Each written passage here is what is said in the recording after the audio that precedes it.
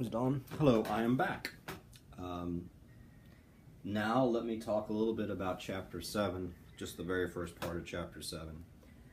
Again, as I'm reading through this or rereading through this, I always like to take a look at the learning objectives. So you know when you're done with this chapter, you should be able to identify ways of using language strategically, understand how meanings are contested, and that persuaders seek to determine the meanings of words and symbols. Big, huge. Explain how language is used to create social reality. It is. Describe the influence of television on language and the characteristics of electronic eloquence. We already talked about that, but yeah. Identify how language creates, transforms, and reinforces power relationships in society. So, it starts off talking about slogans. Just do it. You're in good hands with Allstate. Like a good neighbor, State Farm is there. Farmers Insurance. Dum, dum, dum, dum, dum, dum. The other white meat. Monkey. So we got slogans and jingles. Persuaders use it the same way they use logos, blah, blah, blah, blah. And it talks about how you probably, we through repetition, we've heard these things so much, but when we hear just do it, we automatically think Nike. You're in good hands, we think about Allstate. And a little visual. So basically it's looking at language. That's what this chapter is all about. Speaking of monkeys, it's Michelle's birthday today. Michelle, her nickname is Monkey. Happy birthday, Michelle. I just saw that on Facebook, so that's the only reason I know. So here's what the book does. It talks about here are some of the strategies for using language in a very strategic way. And the first big thing that they talk about, stories. Jed. I think I've talked about Jed before. Look at that mustache. It's a hot day. I want to go swimming in the concrete pond. And I'll let you read some of this, but basically, and we've talked about this before, part of persuasion in the media age is telling stories. People sort of rationalize things through stories, whatever the stories are, via commercial or via a political campaign. Let me tell you a story about Bob. Bob was unemployed, but Bob did something. Or Jed. But in any case, so story. So when you're thinking about strategies for using language, strategy number one, let's tell a strategic, effective story to try to persuade folks. And so I'll let you sort of read some of the specifics there, because I know you can read. And then it gives some examples of President Obama talking about his grandfather.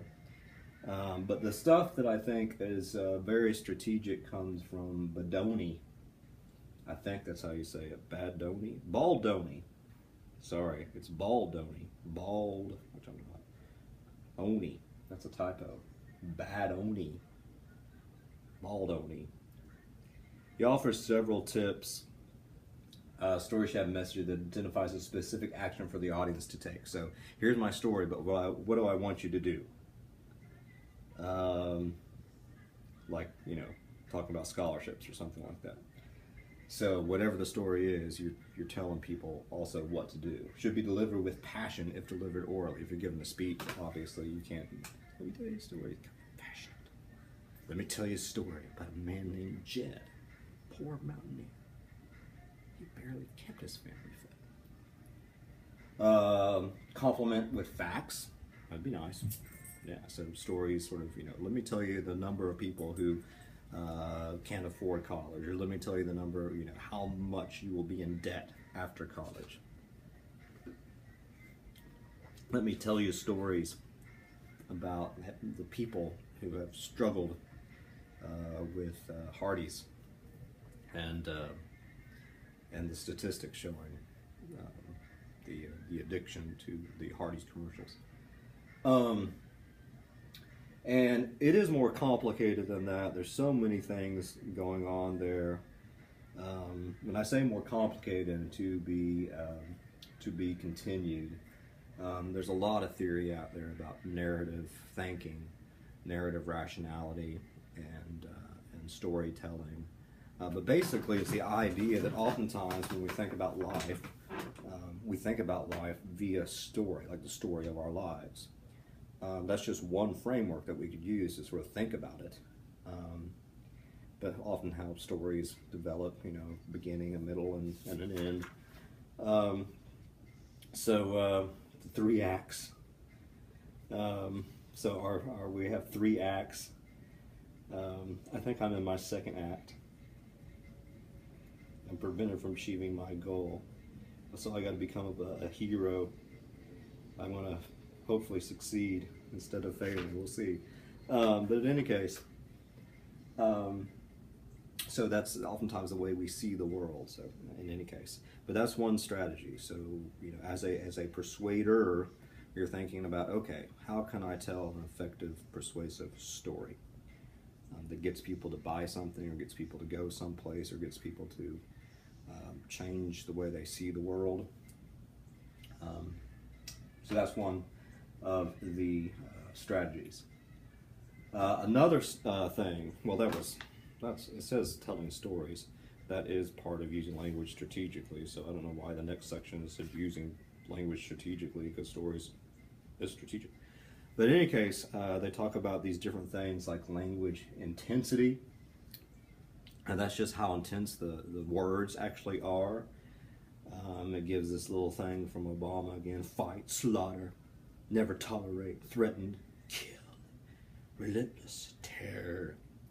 So they talk about things like marker and density, the ratio of tense words to total words in the text. They talk about marker power. They measure the strength of the intense words. And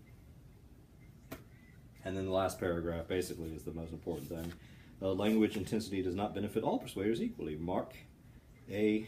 Hamilton, blah, blah, blah, and John E. Hunter argue that language intensity influences attitude change only for discrepant messages delivered by credible sources. Audience members who are not ego involved in the topic, when hearing a message contrary to beliefs, are influenced by language intensity when the source is credible. Obama's above quote would likely be persuasive because of its language intensity, but also because the entire nation had been affected by that. So for instance, if somebody's intense language, but you don't see them as credible, it's gonna turn you off. All right, okay.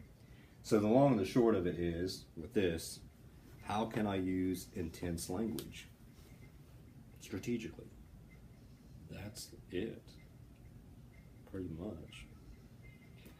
Then it talks about powerful language, which I think is very close to language intensity. By the way, I don't know if it's in here. Yeah, there is. It's someplace in here where they talk about ideographs, so I'll talk about that later. But in any case, powerful language. It ain't cute. They talk about all these, and they define powerful language as language that is not powerless. So if it's not powerless, it is therefore powerful. So powerless language is stuff you don't want to use. Empty adjectives: cute, sweet, divine. Question forms: right? Have you noticed this is more nonverbal than verbal, but a lot of people will raise their pitch at the end of a sentence. So it makes it sound like everything is a question. That can be problematic. Polite forms such as please and thank you. So all those things that you've learned, powerless. So please be powerful. Hedges which modify the previous statement. Examples include I guess, I think Finnegan's hacking up something. What are you hacking up, boy? Kinda, you know. So, and here is the big thing they say on the top of page 186. Powerful language is marked by the absence of such features. In other words, powerful persuaders do not use empty adjectives. They make strong statements instead of using questions. They do not use polite forms, and they use hedges less frequently than do powerless persuaders. There you go. And I'll let you read some more stuff. But basically, the idea here again is try to use powerful language that ain't powerless. Then it talks about language and imagery. That's the next little thing. And I'll let you read the specifics, but basically it's word pictures. Visual imagery penetrates our consciousness and reaches us at an emotional level. Visual language makes use of vivid descriptions of events, objects, and people. It helps audience members picture themselves as part of the scene being described. I'll let you read the stuff on Julie Peterson. But oftentimes what I call this word pictures. Where basically through your language you are describing something in a way that somebody could actually see something. What does it look like? And you can go so far as to think about, what does it feel like or smell like? All the various senses, even the sixth sense. I see dead people. But visual imagery. And then it talks about using rhetorical figures. I mean, this is stuff that you've learned probably in other classes. Straight from the Greeks and the Romans. Parallelism, alliteration, antithesis, repetition. I mean, think about alliteration.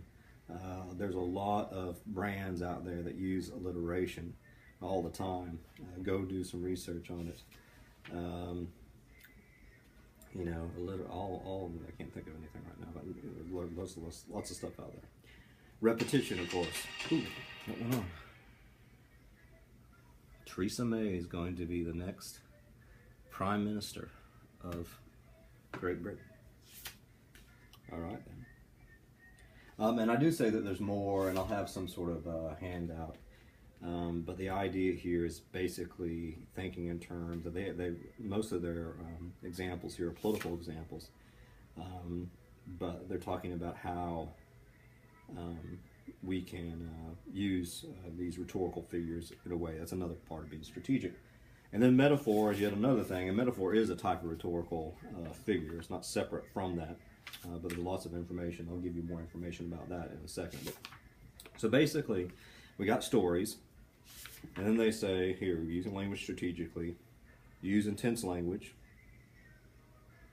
use powerful language, use this visual strategy, visual imagery, use rhetorical figures that are effective, and then you can use metaphor. And then metaphor is itself, and I think it says someplace, it starts talking about issues of frame and everything like that later on, and dramatism and all the stuff on Burke. By the way, I put an extra handout on Burke. It's 13 minutes already, but basically I wanted to get these snippets like right at 15 minutes or so. Frame, I'm gonna live forever, I'm gonna learn how to fly high. Theoretically, it works through a vehicle and a tenor. A vehicle is a metaphor, and the tenor is the thing that the metaphor is giving new meaning to. Love is a rose. Oftentimes, people use metaphors all the time in persuasion. In political situations, folks use a lot of war metaphors, sports metaphors, what have you. There's all different types of metaphors, and some people say that frames really become a way that people see reality, and perception becomes reality. So, in a sense, the metaphors that we use, they give some examples of MLK here, create the way that we see the world. I'm going to say more about that later on because I wanted to end at this 15 minutes. But there's a lot more I want to say about metaphor, and I'll say that a little bit later. But I'm going to stop it right here because we're about out of time. Metaphor is important, though. Metaphor, metaphor, metaphor.